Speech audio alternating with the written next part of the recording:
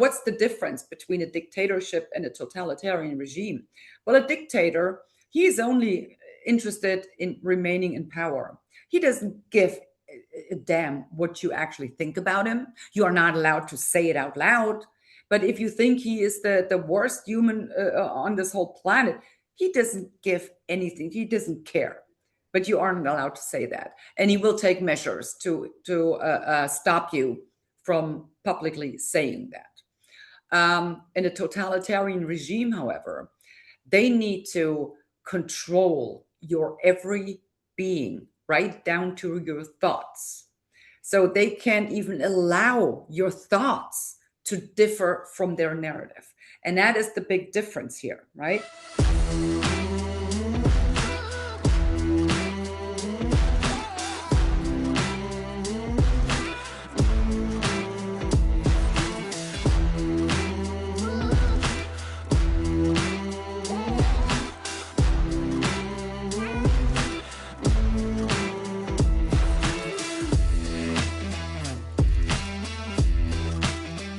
It's so nice to meet you, Christine. It's nice meeting you. I've been inspired by your speeches and the delivery and the passion of your talks through podcasts, through obviously your political career and things like that. I've been from Australia just absolutely impressed with how much excitement and the passion that you deliver your message in. So I just have to say Well, that. I really feel strongly about the things I'm talking about. Because I mean, once we allow democracy to slip away, then it's a done deal, considering well, maybe I'll talk about that a little bit, the technological means they have at their disposal nowadays, right? It's going to be a hellhole for a very, very long time. That's just, and I'm really afraid. I'm literally afraid of that. So I guess that's where my passion comes from. Mm-hmm. Like I said, I feel very strongly about these things. Yeah, well, it definitely comes through in your messaging. And I guess for anyone that's listening, it'd be interesting if you could give me a brief sort of introduction as to how you come to this point, because I've researched you a little bit, and it's interesting to me to find out that your career in politics is not that very long. However, from my perspective, coming from, like I said, from an outsider looking in, it's always inspiring to see someone within the political spectrum having the courage to speak the way you do. But I guess it wasn't always that way, and I'm interested to find out what sparked that inner delinquent inside of you. Well, I mean, I've always been interested in politics, even as a little kid, right? Oh. So I remember being 6, 7, 8 years old, and I just used to, I just love watching the plenary debates we had in the Bundestag, right? And back then, they were actually debating, and the verbal injuries they inflicted on each other. I mean, I just always found that so refreshing. There were two particular members standing out, and they were, in Parliament in like the 70s, early 80s, and I mean they did not hold back one bit, right? Mm-hmm. And they were always at each other's throats. But at the end, you knew exactly who stood for what, right? They made it abundantly clear. This is my position and this is my position. And if you don't like it, well, screw you, right? So that was the kind of debate that was going on, very passionate. I just enjoyed watching that. What I also watched, so we lived close. I was born and raised in Western Germany, but we lived close to the border to GDR, which was Soviet controlled by the Soviets, right? And there was this TV show that came on every Monday night at 8:15, and it was like a propaganda show, right? It was like a dude called Karl Eduard von Schnitzler, and the TV show was called The Black Channel. And what they did, the Black Channel, obviously being the Western German TV stations, right? Mm-hmm. So what they did in that show is basically showing clips from Western TV, but framing it in such a way that it would fit their narrative, that it would fit their point of view. The evil capitalists in the West, and so they would show like scenes from like a huge fun fair, with carousels and all kinds of little a booth where you can get bratwurst or whatever. And yeah, you have lines at these booths, right? And they would show that to prove that even in Western Germany, people are lining up just to get food, right? Completely ridiculous. But I mean, I was like 10, 11 at the time. And I just used it. I love watching this show to an extent that my parents were like, what the heck is wrong with her, right? But it wasn't like that I was buying into their narrative and into their, ideology. Even back then, I was fascinated by the way how you can take facts and completely turn them upside down and frame it in such a way that it would support your own ideology, right? I was fascinated by that. And you So I at guess that that level. led to me being very um, sensitive Hmm. to when someone was trying to gaslight me, manipulate me, dupe me, right? And so, like I said, I was really interested in politics all along as a kid, even. But obviously, I wasn't in politics, and I never really wanted to go into politics. I chose a different path. But in 2005, that was I always voted for the Christian Democrats, Hmm. which were the conservative party back then, and the Liberal Democrats. They were a smaller party, so they always needed just some support. And we have two votes in Germany, right? So I split my vote between the two of them, and I still did so in 2005. And yes, very much to my dismay, I have to admit, I did vote for Angela Merkel in 2005. Hmm. But that stopped in 2007. It was prompted within me by the subprime crisis in the United States, the Lehman Brothers bankruptcy, and how this swept all over the globe, Yeah. just crashing economies left and right. And I was like, what the heck is going on here? So I started, going into this, finding out that the American people, uh, I mean, these mortgages, they were literally shoved down their throat. Oh, we finance it at 150%. And plus we, throw in an SUV on top of it, a new TV, no big deal. We just do all of that. So it was like, seriously? I mean, I've lived in the United States. I know there is a certain percentage of people, they are just not in a position to be able to finance a house, right? And now here they are literally being forced into these mortgages with all this literally luring them in, coercing them to do this, only to find out that they're losing their house. So once I got into that, and I was like, whoa, this is like me starting to go down this rabbit hole. And once you start doing that, there is no stop. I mean, you just, gosh, you come across so many things that you, to a certain extent, believed, and then you suddenly question it completely. Hmm. So, and that point was in 2007.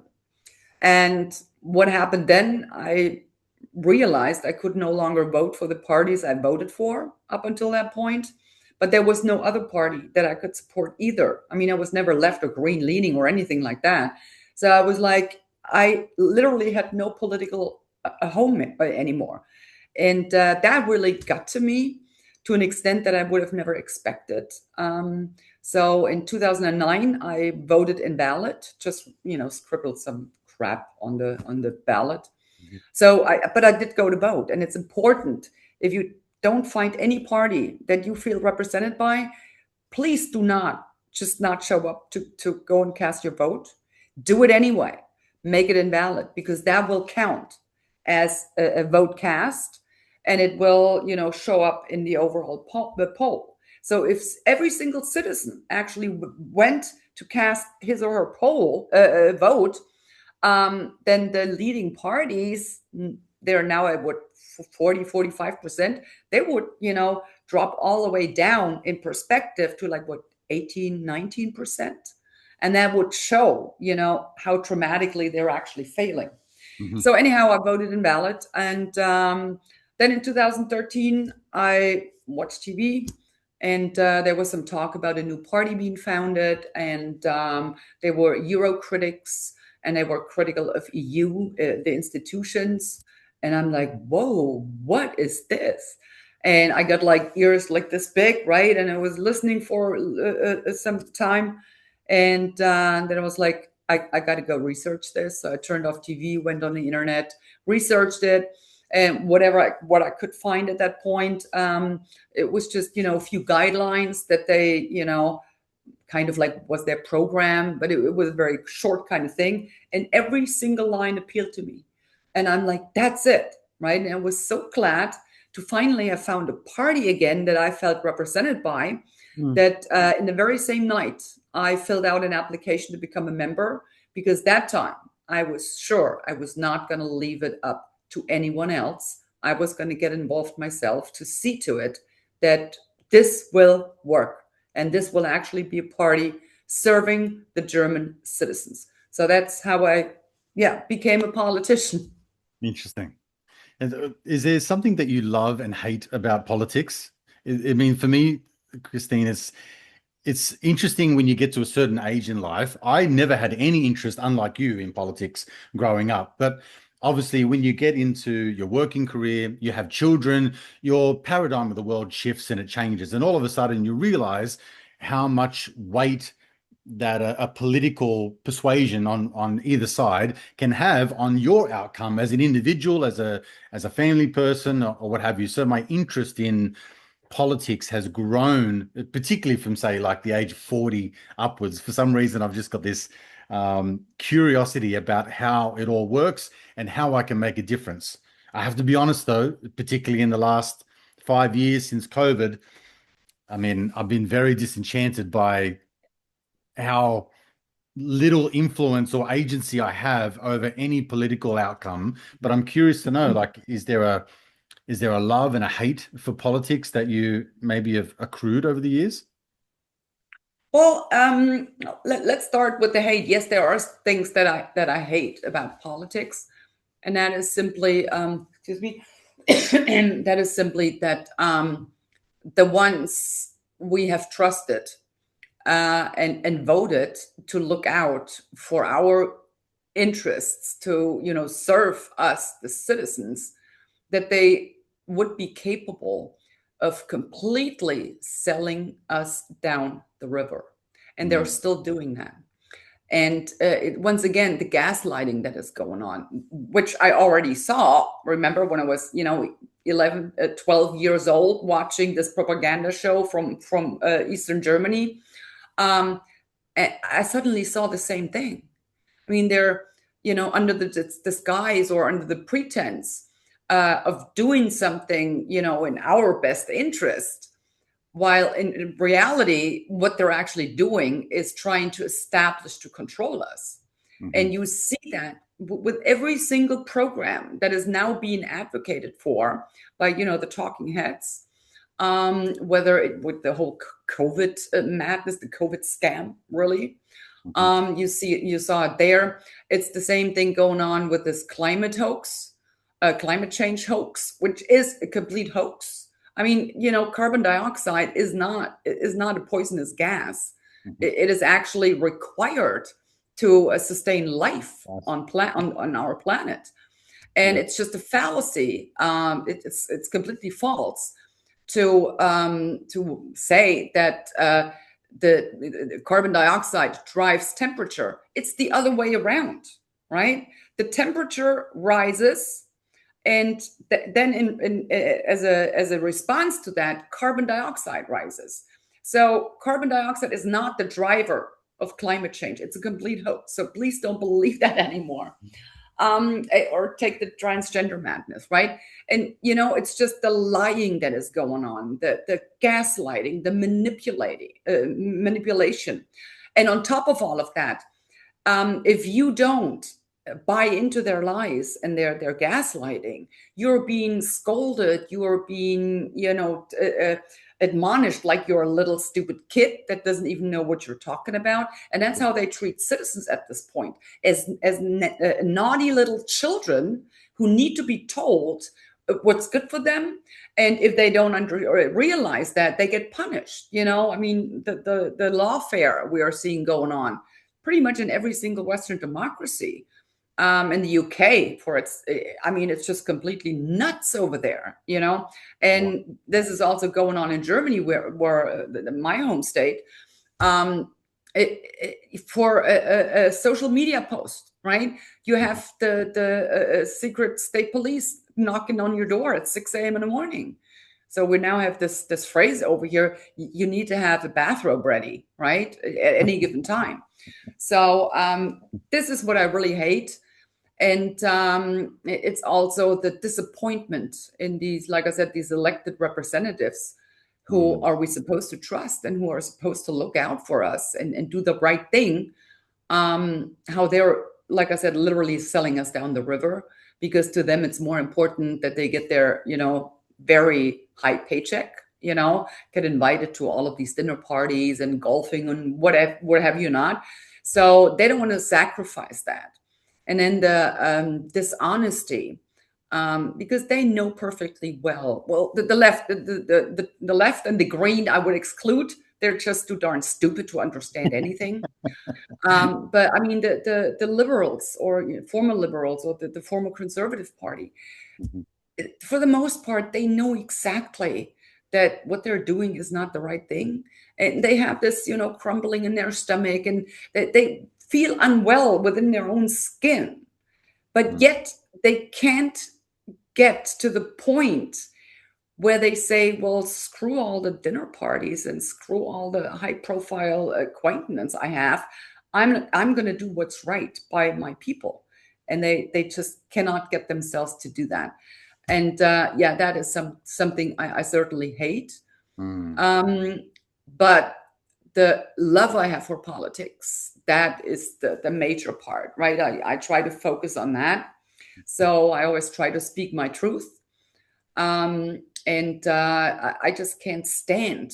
Um, well, how shall I put this? I just can't stand to lie to my people, right? Mm. So I don't care, if Ursula von der Leyen sits, what, a meter and a half away from me, I tell her right to her face what I think of her, right? And yeah, this actually is very satisfying to do that, because no one else really, wants to do it. Well, now it's kind of changing. There's more voices now, but in the beginning it was just me pretty much, right? So, but hey, I've always been like that. Even as a school kid, I would always, argue my point, and that's just how I am. So Yeah. That's what I love about you the most, actually. So, I mean, it's one of those things where I think more and more voices are needed. I agree with you, and you've just described accurately what I hate most about politics and why I feel like I really don't have a lot of control over the decision yeah. making that seems to all go on. And I'm a recent Well, example. let me jump in there. And that is exactly what they want. I know They, that. I know that. yeah, they no That's the longer thing. want I feel people to like have a say, right? right. And they're trying to do whatever they can to make that happen. And point in case, this is exactly what this place was built for. It Uh-huh. wasn't built for democracy. It was built for undermining democracy. And when you look at how the EU institutions interact with each other, and how it's actually written down in the treaties, I mean, the people that came up with these treaties, they weren't stupid. There wasn't just some mistake they made in these treaties that then turned out to be totally anti democratic. No, it's Mm. not a bug. It was by design. They designed it specifically so that the people's voice would be completely out of the picture, right? And now what they have is like this democracy illusion. This parliament here, it's not a parliament. I mean, it's a nut house. It's literally anonymous. And it just gives people the illusion that we are a democracy. We're not. We're simply not a democracy. So, like I said, they don't want the citizens. Uh, they are no longer supposed to know um, who is actually responsible for what decision. So they wouldn't be able to know who they can hold responsible Mm, for, any given decision. That's by design.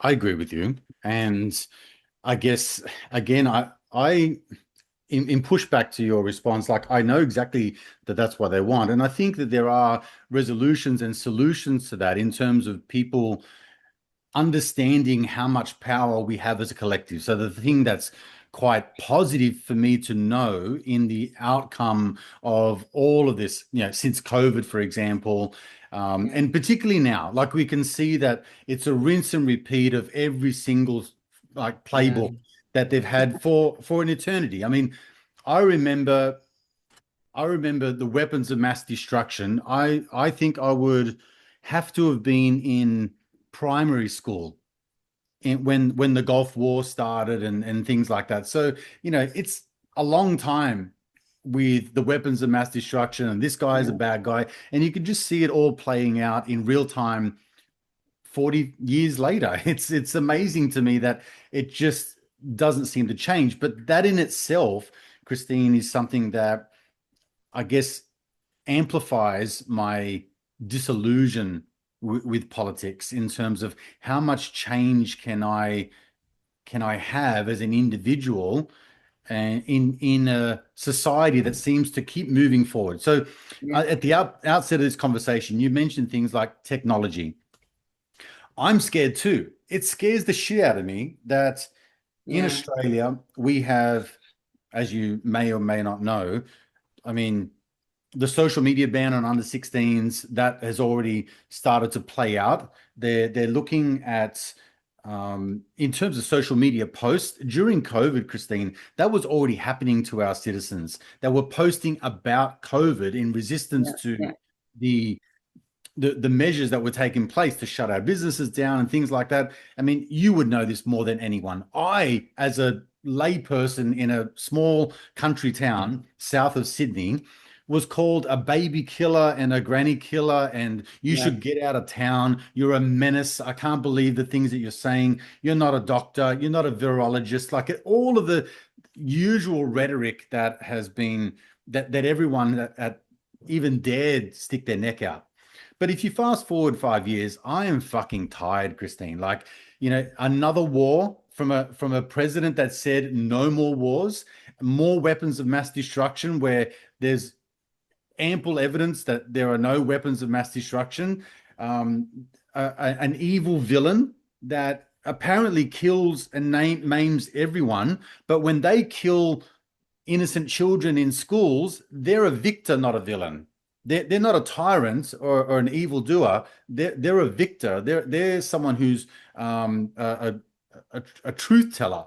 But it's almost bamboozling to a degree. So, and then again, the overarching thing is walking into this digital prison in my hometown, we have one-way streets that have been implemented over the last 5 years, cycleways that have taken away street lanes and replaced with cycleways. We have automated scooters. We have CCTV footage and cameras on every fucking corner, watching your every move. We have a red light camera. We have a speed camera. We have a camera that monitors whether you're using your phone while driving. We have the police that are also roaming around and watching you. We have mobile speed cameras that just set up whatever the hell they like and monitor your speed. I mean, if I'm not living already in a 15-minute city, I don't know what else it would be geographically. I'm already in the cage. Does that make sense? yeah. It does. Well, you opened several cans of worms here, so let's try to Let's explore. unpack some. So, in the beginning, you said, you kind of have a feeling that, what can I do, right? You no longer feel hurt. And yeah, a lot of people actually got to that point. And but this is not just going on since, I don't know, 2, 3, 4 years ago. It's not even started 10 years ago. It started way back then. So, but, and that is the good news. Yeah, a lot of people, they had come to a point where they felt frustrated because the politicians just did whatever the hell they wanted, right? And if the people didn't like it, they, told them you were stupid or something like that. And the media plays into that too, right? So really, trying to, like I said, like naughty little children that need to be told what to do and what to think, right? So, and as dreadful and as horrible as the whole COVID hoax was, they actually made a huge mistake, a huge mistake. They completely overplayed their hand. And they never expected there to be so much resistance against their measures and against their gaslighting and manipulation. And, they're suddenly, popping up mRNA injection, who is the only solution so we can overcome this deadly virus, right? Which was totally ridiculous. I mean, the way they wanted us to see COVID and believe what COVID was like you open your door in the morning and you have to work your way over a number of dead bodies, right? Yeah. That's how they portrayed it. But Uh-huh. when you opened your door, there was what? Nothing. Nothing. Exactly nothing. Yep. And I think I had to go like 2 years into that whole COVID madness until I personally got to know someone who actually had COVID. Wow. 2 years into this whole pandemic, so-called pandemic, Mm-hmm. where I actually knew a person personally who got COVID. And I was all over the place, right? I still travel to Brussels, and pretty much citizens from all over Europe, they come together here. So I've been in contact with a lot of people. I mean, thousands of people. And it took 2 years until I finally came across someone, yep, I had COVID. And I'm like, interesting. So I never had COVID, by the way, not to my knowledge. So I wasn't sick during the entire time, not even a running nose, and I constantly have a running nose. Not even that. And I did have a positive PCR test once, which I recovered from nicely, by the way, with no symptoms whatsoever, right? Which is But anyway, they completely overplayed their hand. uh-huh. And the people, they started rebelling against what was asked of them. And like I said, they never expected it to be to people coming out in such huge numbers, but they did. And a lot of people did realize what their government was all about. And another tragic mistake they made is with closing down the schools, Mm-hmm. because at that point, probably for the very first time, a lot of parents became aware of what their children are being taught in school about this whole transgender idiocy, right? So now this is under attack from the citizens as well. And they brought that upon themselves by closing down the school. And it was never a need to close down the school and to keep, the children literally incarcerated within their own homes. Good. Totally ridiculous. And they came to regret that because now their whole transgender narrative is just crumbling apart, right? So COVID, in terms of looking at COVID like that, it actually was a blessing in disguise in terms of getting people to realize what the hell is going on. And they started standing up against that. They started to vocalize their opinion about it. And now they're I always call them the globalitarian misanthropists. Mm-hmm. They are now in a real fix.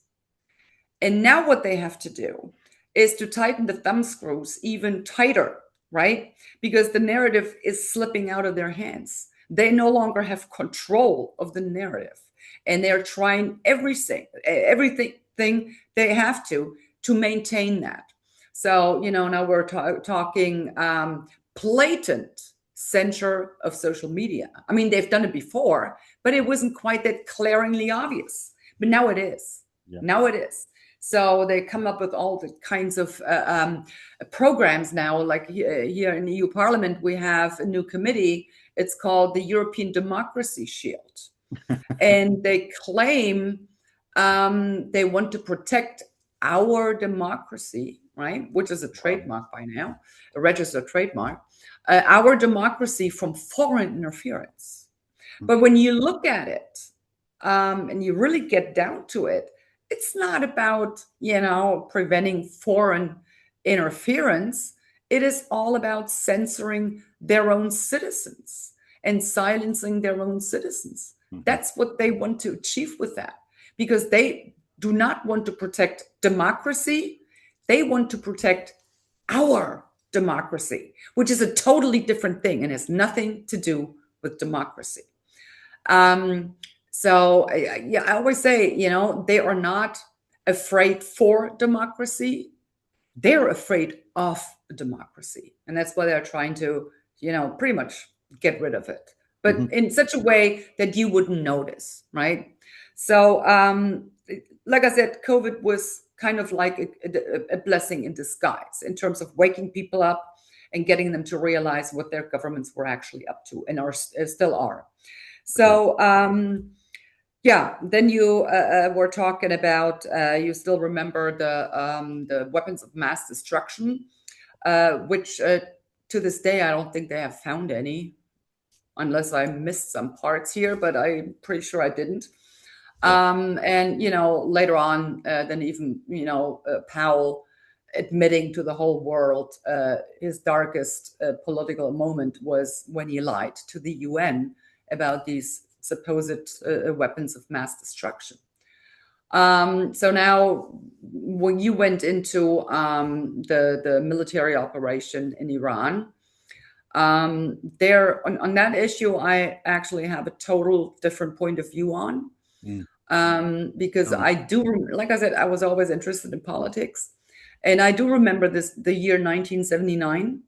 I was 11 years old at the time, and when the so-called revolution in Iran took place, and I was horrified. I really was horrified, because even back then I knew what Islam was all about. And I was like, how can they expect to have a democracy in an Islamic country? I mean, it's not compatible in no shape or form. And I was horrified that this happened. And yeah, so, and I still see it that way. And looking at what the mullah regime did in Iran, and I mean, this has been going on for some time too. I remember like 2, 3 years ago, might have been 22, when the Iranian women were taken to the streets and protesting because they aren't allowed to do anything in their country, right? And it was yeah, I was like, wow, they're actually doing this, and they were risking their lives doing that.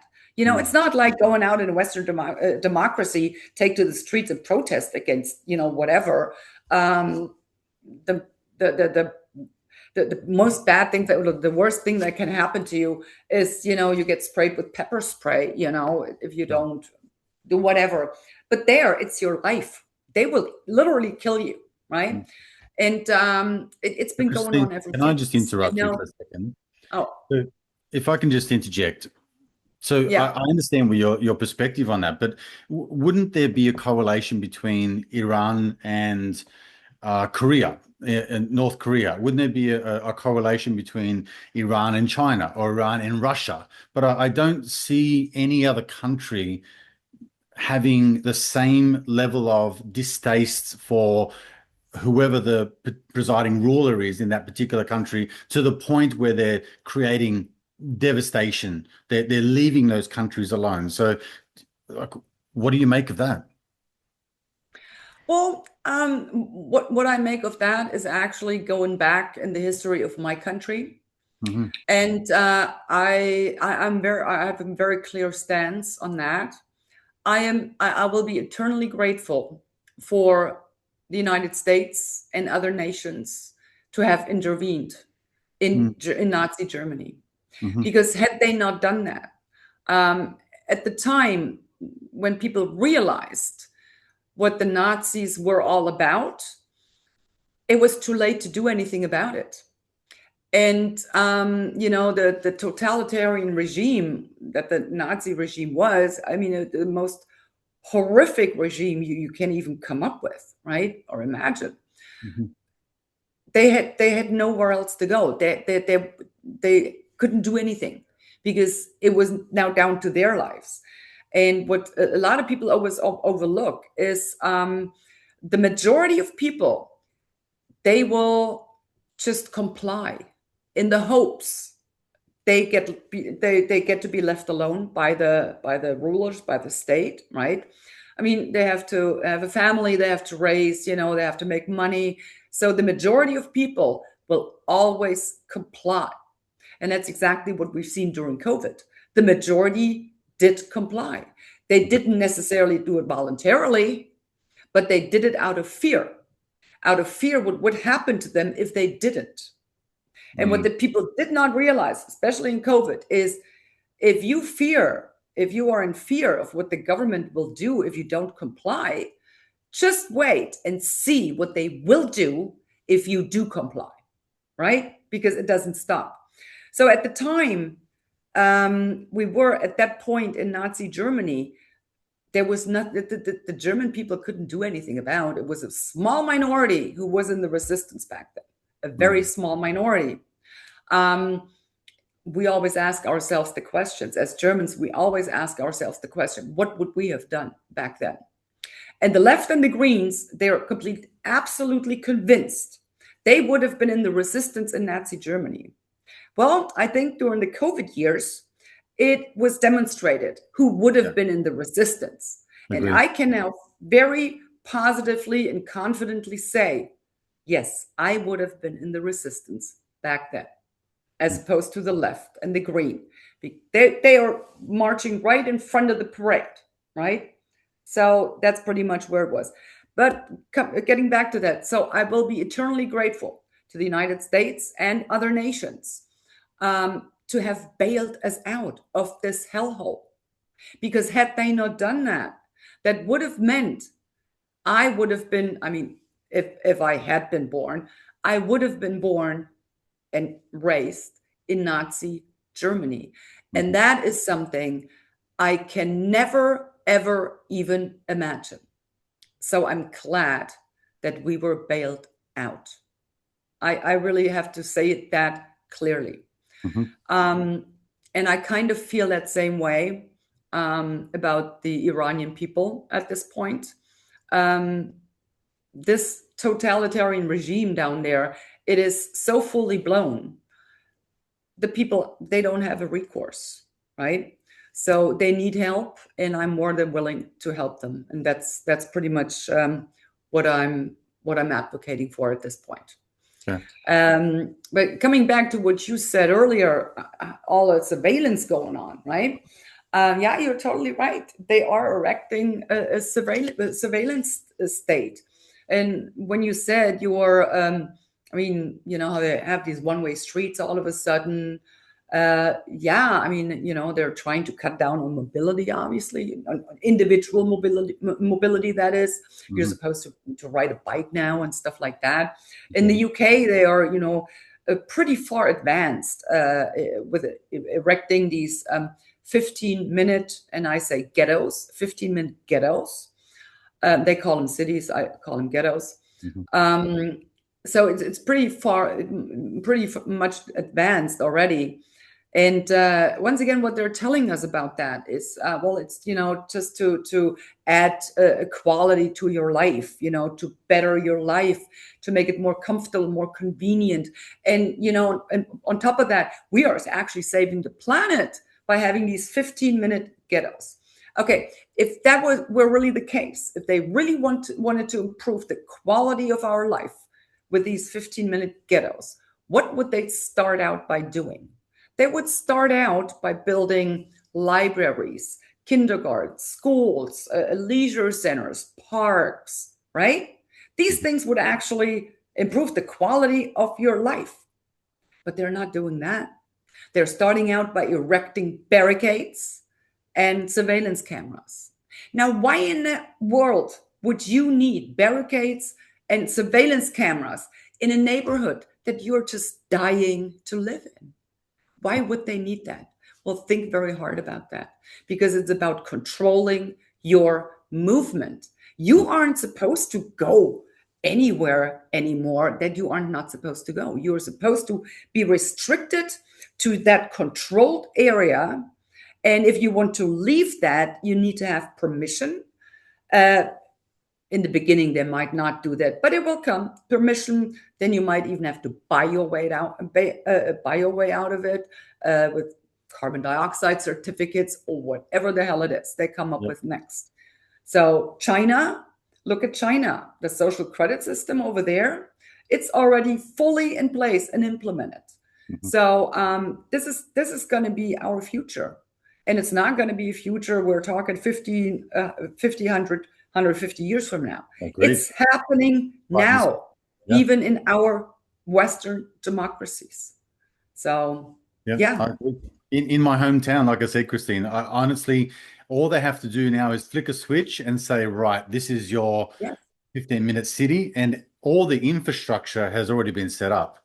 And I don't really hear anyone talking about it, to be honest with you. But of course to me, not. it's blatantly obvious that that's what's going on. And then to compound that, the digital and programmable money is something that is also, you can see, obviously there's going to be winners and losers on every change in terms of industry. And, like obviously the guy that bought 1,000 horse and carts right before the Model T was brought out lost, right? I mean, I feel like I'm somewhat progressive. I feel like I want to embrace technology and move with the times. I don't want to stay in an ancient way. I do agree that the monetary system is quite broken. I mean, your awakening in 2005, 6, 7, 8 in the subprime mortgages, you could just see that monetary system was a giant Ponzi scheme, and it seems like it's still like that. There's nothing that's really changed. But this digital currency and where and when I can spend my money and how much I can spend, and it's all ones and zeros on a screen, and there's nothing in my pocket that I can exchange with other than bartering my way out of a situation, scares the death out of me, honestly. Like, and I've got 3 children, right? Who are like from 20 to 14. So what's their life going to be like? I may live another 40 or 50 years, but which is long enough. That's exactly the point. I mean, when I look at my life, I have like another 20, 30 years to live. I'll get by, no big deal. I will get by somehow, right? So I could be enjoying, my 1,000 hobbies I actually have. I could be doing that, and but in reality, I can't, because I have children. One day, we'll have grandchildren. I'm doing it for them. I'm not doing this for myself. Like I said, these 20, 30 years, I'll get by. No problem at all. But then what?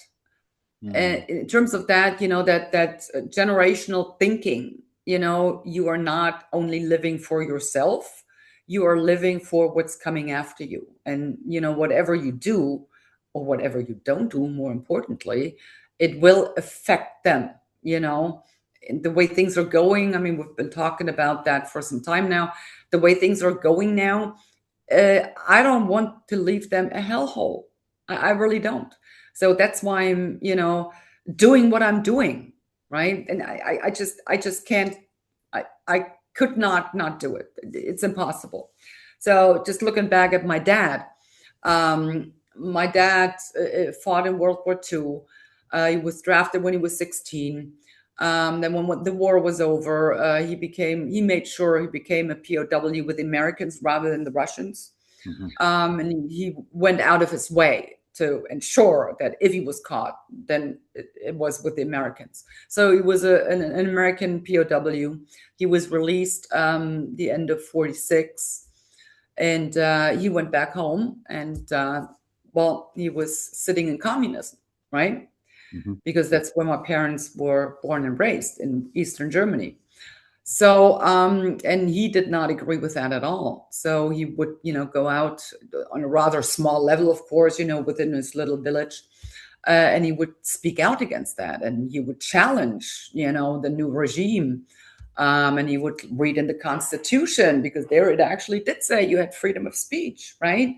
But it wasn't worth the paper it was written on. So he would challenge them. And as you can imagine, this did not go down that well for him. So he was picked up in 50, and he was tried for alleged anti-Russian espionage. Uh-huh. And he was sentenced to 25 years of hard labor to one Wow. of the most horrific political prisons you can imagine, right? So luckily, he only had to serve 5 years of his term, which he didn't find out until the very second that he was released. And even then, he didn't believe it. He Mhm. thought he was being set up, and that they would try to make it look like he was trying to escape and shoot him in the back or whatever else. Yeah. So he was released after 5 years. Otherwise, I would not be here. And he still wouldn't shut up, right? Even after having been there for 5 years, he still Mhm. wouldn't shut up. So he was supposed to get picked up a second time in 59, but then he fled Eastern Germany. And my mom and my two older sisters, who had already been born, followed him in 61, when they were just about to erect the Iron Curtain. Mhm. So I was born and raised in Germany. But, just thinking about what my father took upon himself at a time when he didn't even have children, right? He knew fully well he was literally gambling with his freedom, Right. and he knew fully well that he might be incarcerated for what he Mm. was doing, and yet he did it. He did it anyway. So, what kind of a person would I be under the so much better conditions nowadays if I didn't speak up? I mean, it's not imminent that I'm going to be arrested or thrown in jail, right? Which was a given back then. It was positively happening. We are not there yet. So, what kind of a person would I be? What kind of a Democrat would I be if I just sat back and did nothing, and tumbled my thumbs? Mhm. What kind of person would I be? So that's always the question I ask myself, and that is a big part of my motivation to do what I'm doing. Mm. So Look, in closing, I'd love to know your thoughts on the solutions that you have going forward. I mean, in Australia, in my lifetime, like my working career has been, let's call it 27, 28 years since I was, say, 14, 13, 14, 15, starting work until now. I'll be 48 in a couple of months, right? So I could argue that the way that Australia was run 20 years ago, it was marginally better than what it is now. I think that we just have such a cost of living crisis. Like it costs an absolute fortune to break even in Australia. I'm not sure what it's like in Germany, but same what thing. my current situation is, Christine, is that if you're not earning as a couple with a couple Yeah, of children, if you're not earning a combined income of around $200,000 a year, I don't think you're getting in front. As a matter of fact, I think you're getting in way over your head. And if you own a home, it's only because there is some sort of increase in your assets that you're able to maybe, yeah, I guess, manipulate your financial situation to the degree where you're just buying time. yeah, So, you do.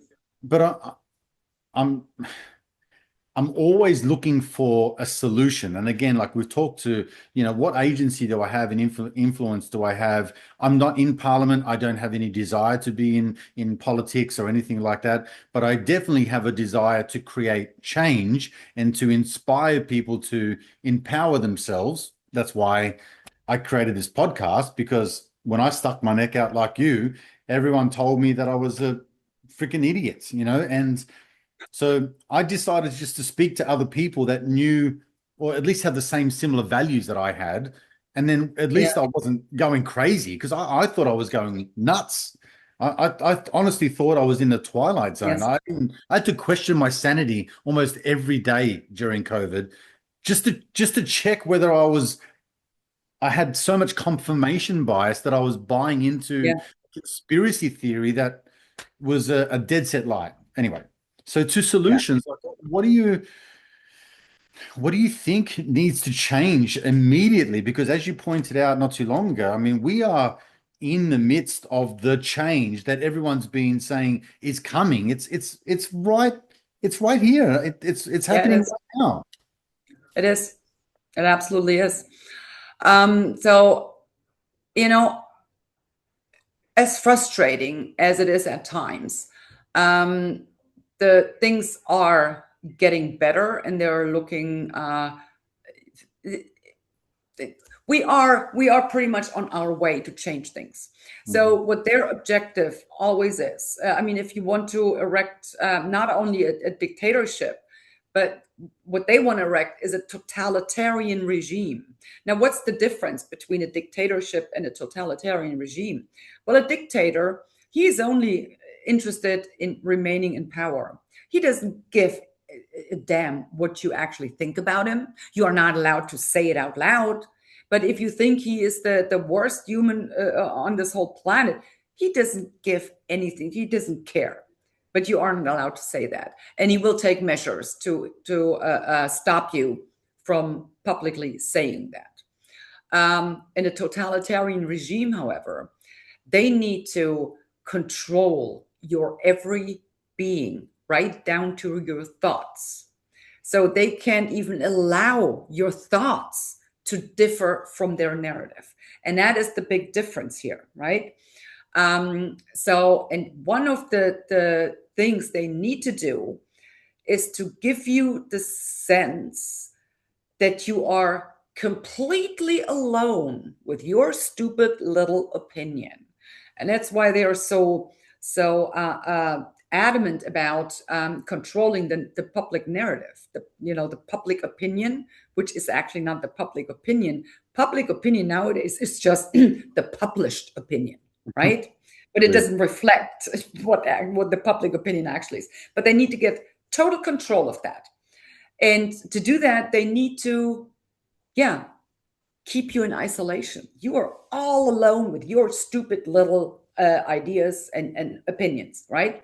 Mhm. So the solution to that is people need to start speaking up, because every single dissenting voice will break that cycle of feeling of being totally alone in this whole world.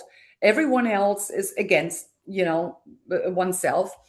Every single dissenting voice breaks the cycle, and every single dissenting voice will make it so much harder for them to implement their truth, their narrative, right? So speak up and don't get rid of your fear. Don't be afraid to say no. Like I said, people are usually complying out of fear what the state might do to them if they didn't. They should be way more afraid of what the state will do if you do comply. So stop complying, right? It's like, always remember, silence and compliance enable tyrants. Always keep that in mind. So stop being afraid. Once you stop being afraid, they have no longer power over you. They really don't. Yeah, they can do still horrible things to you. They can throw you in jail or whatever, but so be it. Literally, so be it. If you lose that fear, they have no power over you because then it's a quote. Uh, Albert Camus, he once said, to defy an unfree world, you have to become so absolutely free that your very existence is an act of rebellion. So, think about that for a minute. There is a lot of truth to that. So just lose that fear, and then they have no longer power over you. Um, so that will eventually lead to people waking up. And we have seen that with every thing that has happened. Uh, More people woke up, right? But it's not going to happen from one day to another. It takes a long time. I mean, remember, our governments have gaslighted us for so long now, and it's actually hard for people to come to the realization they were duped and lied to by their own government, the government they themselves elected. That's a hard realization to come to. It's Mm. kind of like if you fell victim to a hustler and you lost a lot of money, and you're also ashamed of having been so stupid that this person was able to do that to you, right? To pull that scam on you, and that works the same way with the people. But once they do come to realize, it takes some time for them to then internalize that realization and become vocal about it. We are at that point. So a lot more people, especially during COVID, they woke up to all the crap that was going on and what they had been told. Mhm. And that's pretty much the key to turning this around. On top of that, um, get involved in politics. Start at your municipal or provincial level, right? Get people to run for office. So this will actually change. Get on the school boards if that is in your country available. Get people involved and speak up. And this way we will turn it around, right? In the national parliaments or whatever, get people to run for office there, or like here in the EU Parliament. We are growing in numbers. And the majority, I mean, in the last mandate, it was hopeless. The majority, they was so brutally cemented on the left and the green side, we couldn't do anything but just speak up about it, right? Now it's changing. Now these majorities are no longer that fixed as they were. They crumble. And in the next elections, 29, we will pretty likely have, if not a majority, but we will be, right before a majority. So things are changing. We need to keep speaking up. We need to finally start saying no, no matter what they're trying to sell us. We need to, like I said earlier, we need to always question everything our government is doing or not doing. And yeah, it's pretty much, just looking back. If you go back in history, there has never, ever been a political elite that has been truly concerned with the well-being of, your regular day-to-day people. Mm. Never. So why should it be any different now? It isn't different. So yeah, that's the solution to the fix we are in. Oh, and one more important thing: turn off your freaking television set. It's literally dumbing you down. And you know what? The best thing is you don't miss anything. What you will no longer have to put up with is being, scolded, being educated by, the so-called Democrats Yeah. and, the media. Turn it off and never, ever turn it back on. And That actually I will add, it's beneficial to your mental health. Just I turn it agree. off. I agree. Yeah. I need to do the same thing with social media, but I switched off the TV about 25 odd years ago, and I Yeah. heard someone say, if there's anything really important, some other loser will tell you, so like don't worry about it. You'll find out eventually. You're not gonna. Exactly. Yeah. So I agree with you. Christine, Yeah. it's lovely to talk to you. Thank you for being inspiring and encouraging with your voice. I think there's a message in this which is to I guess give people some hope that there are many, many voices like yours out there, and it's inspiring to have some more encouragement that there's people across the globe that are in a common fight, if you will, for the greater good, as bastardized as that term has been used over the last few years. So I appreciate you, and I thank you for all of your courage, and hopefully we can circle back in a little ways with some victory speeches, maybe a couple of the encouraging things that are change for good. So other than that, I wish you well, and I really appreciate your time.